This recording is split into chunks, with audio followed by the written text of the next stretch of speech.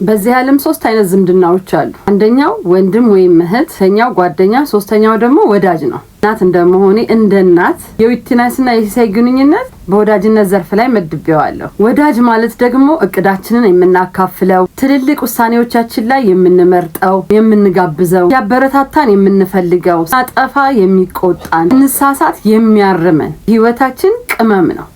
ያምጽፋቸው ራሴው ነው ደግሞ ቅመሜ ነው ሲሳይ ደግሞ ቅመሜ ነው። ታዲያ ይሄ ወዳጅ ቅመም ያልነው ሰው በዚህ መንገድ ደግሞ ተቀይሮ ስናየው ምን እንላለን? እኔ ኢሳይም ላይ ሆነ በዩቲናስ ላይ ፍረድ አይደለም። እኔ በእነሱ ጫማ ላይ አይደለም። የአባቴ ሙስሊም ዘመዶች የሚሏት አባባል እምወደው አለ አላሁ አለም ይላሉ። እኛ አናቅም፣ እነሱ ጋር ነው ችግሩ ያለው። ግን እንደ ሀሳብ ደግሞ ማለት ያለብኝ ነገር አለ። የወዳጅነት ጥቅሙ ምኑ ላይ ነው? ይሄንን ቪዲዮ አብረው ነው የሰሩት። ይሄ ቪዲዮ እስካሁን ድረስ ያልደረሳቸው ወጣቶች ሊኖሩ ይችላሉ። ዛሬ ደረሳቸው ይሄ ቪዲዮ።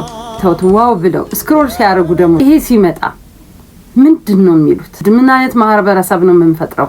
ምን አይነት ትውልድ ነው የምንፈጥረው? ሆኖ የማይጣላ ሰው ሆኖ የማይጋጭ እኮ የለም። ምንድነው እንደ ድሮ ስልክ መልሰን ወደ ነበርንበት የምንመለሰው? ኦኬ እሺ፣ እሱም ይሁን። ደግሞ ምንድነው በጠብ ሰዓት እዛን ሰው ውድቀት የምንመኘው? ማንኛውም ሰው ፍጹም አይደለም። ምናልባት ዩቲናስ ፊት ለፊት ላይ ስሜቷን የምትገልጽ ልጅ ልትሆን ትችላለች። ፋትም ስትደሰትም አስመሰል ህይወት የሌላትም ልትሆን ትችላለች። እኔ ሲስ ግን በዚህ መንገድ አንተን አልጠበቅኩም። ምክንያቱም ስራዎች አንባቢ እንደሆንክ በደንብ ይናገራሉ። ታዲያ ሲስ ማንበብ እኮ ሙሉ ሰው ያደርጋል። ምን አለ አጥፍታም ቀይማም ቢሆን እዚህ መንገድ ባትታይ ደስ ይለኝ ነበር። መታረቅ አይቀርም። ሶሻል ሚዲያ ላይ ስንወጣ ቻለን አቅም መተግበር እንኳን ባንችል ሰዎች የምናስተምርበትን መንገድ ብቻ ብንፈጠር ይሻላል። እኔም ፍጹም ነኝ እያልኩ አይደለም። ባዮ ላይ አይታችሁት ከሆነ አሻሮ ሁለት አይቆላም ነው ያልኩት። እኔ ያጠፋሁት የኖርኩትን ተሳሳትኩባቸውን ነገሮች ሌሎች ሰዎች እንዲደግሙት ግን አልፈልግም። ብዙ ሰው ሲጋጭ ውድቀቱን ነው የምንመኘው። በጀርባ ሂደን በቃ ያንን ሰው ለመጣል ነው የምንፈልገው። ታው በቃ እንደዚህ ይቅር።